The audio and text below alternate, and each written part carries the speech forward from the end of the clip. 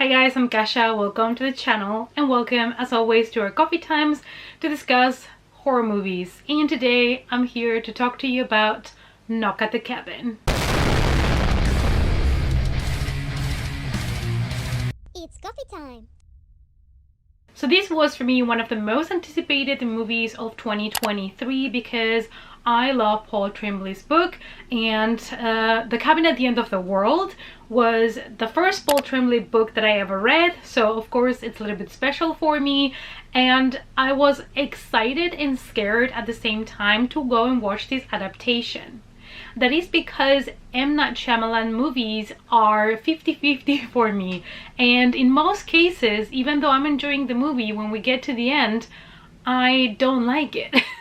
And I had a really bad experience with Old. I was really excited about it. I thought the movie started good, and then we just took some turns that just made me not really enjoy the movie anymore. So but I decided to go with a really open mind to this movie, and I'm here to let you know my thoughts spoiler free. Knock at the Cabin is a 2023 apocalyptic psychological thriller from M. Night Shyamalan, and it is based on the novel from 2018 called The Cabin at the End of the World by Paul Tremblay, and this is the first time that one of his books gets adapted into a film, so I was also really excited for the writer.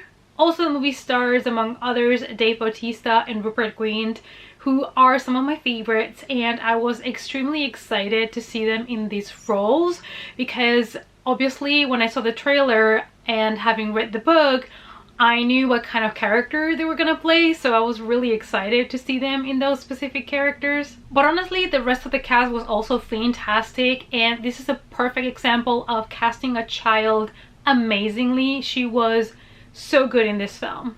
While vacationing at a remote cabin in the woods, a young girl and her parents are taken hostage by 4 armed strangers who demand they make an unthinkable choice to avert the apocalypse.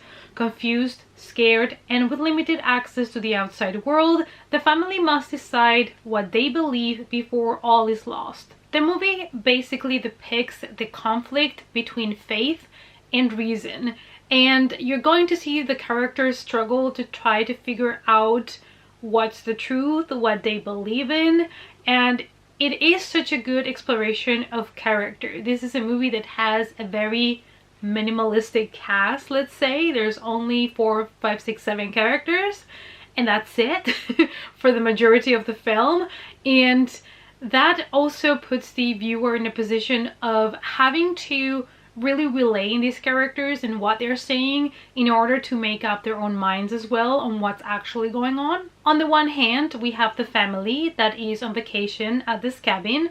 We had Daddy Andrew and Daddy Eric, and we have their adoptive daughter Wen, and they are the ones that are just, you know, minding their own business, having a really good family time together, when 4 strangers knock at their door. They decided to go to this cabin to kind of, you know, unwind, and it is a place where there is no internet and they only have 1 landline, so they feel like they can disconnect and just enjoy family time there. And they are the adoptive parents of Wen, who comes from China. And then we have the 4 strangers that are kind of led by Leonard, played by David Bautista, and he is the first character also that we get to know in the film, and he did such a good introduction of the type of people that our main characters are going to encounter. Leonard is a 2nd grade teacher that really cares about his students. Then we have Sabrina, who is a nurse. Then we also have Adrienne, who is a line cook at a Mexican restaurant. And last but definitely not least, we have Redmond, played by Rupert Grint, who works at a gas company. So they're all very different characters that come together to go to this cabin because they are on a mission. The first contact, like I said, is Leonard, and he approaches Wen while she is collecting some grasshoppers, and the way the interaction works reminded me to the 1931 Frankenstein moment where he approaches this little girl by the river.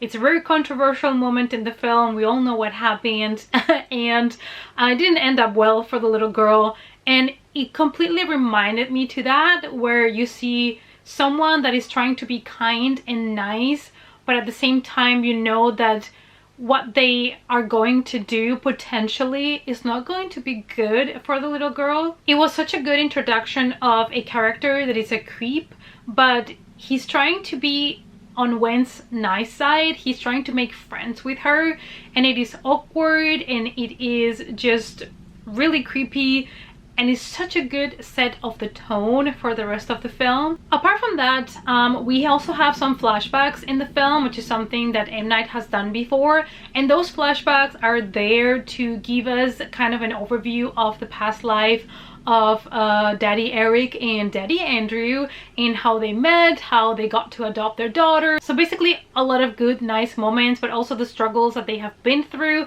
and it's kind of done in a way that it makes you care a lot more for the characters. It's giving you a wider perspective on their background, and it also helps, to be honest, to cut the tension from time to time, because it gets a lot. Sometimes I feel like this movie does a good job with building up tension, and these flashbacks are really good to give the viewer a breather so that you can just catch up your breath and then get ready again to go full on into the tension.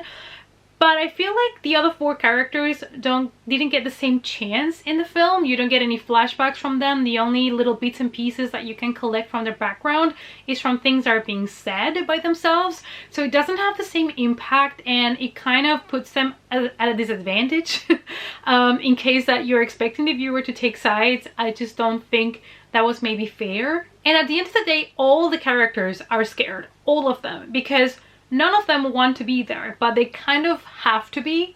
And it is really interesting to see all characters are being uncomfortable. All of them just don't want to be there. They're all scared for what's coming.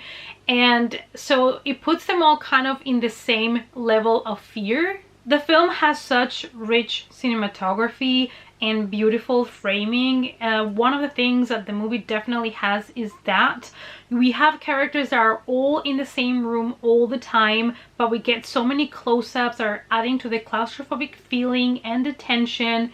It looks amazing. There is great camera and light work in such a small space. Then I have to praise Dave Bautista for this outstanding performance. I feel like all of them were really good in this film, and as I've mentioned before, you know, this kid in the movie, she is fantastic. Normally with kids actors, you know, with child actors in horror movies, it can be complicated because you need to think that this kid has been put into scenes where there's a lot of sound, screaming, and a lot of things are going on, and she has to perform as she's really scared and desperate, and she did such a good job. And Dave Bautista's character, Leonard, he's just like a teddy bear. Is like somebody that you actually kind of like, because he's just a child at heart that has been put in a position that he didn't want to be in, and his character was my favorite from the film. So after we see Leonard introduce himself to Wen, we realize that there is a set of strangers, in this case 4, that are gonna try to get into the cabin to talk to Andrew and Eric, because these strangers want the family to make an impossible decision.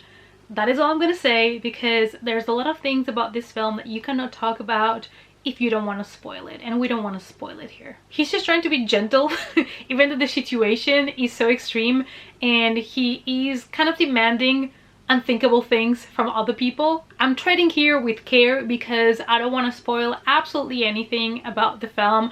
I feel like a lot of reviews and a lot of like synopsises that are online are quite spoilery, so you know, be careful if you have not seen the film yet.